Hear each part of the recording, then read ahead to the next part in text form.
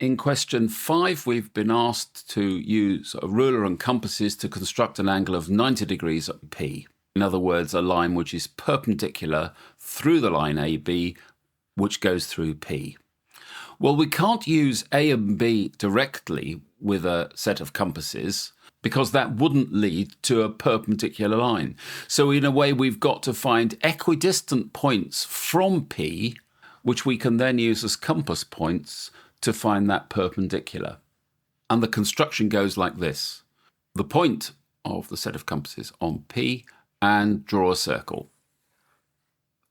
Now move the compass to the crossing point of the circle and the line and extend the compass so that it's just beyond P. And draw another circle. Now move the compass to the equivalent point where the red circle crosses the line again and draw another circle. I've slightly run out of room at the bottom of the page, but that doesn't matter. I can still draw my perpendicular line through, and the perpendicular line will be through these two crossing points of the yellow circles. So there's the blue line that they wanted, perpendicular to AB and going through P. And that construction will earn you the 2 marks on offer.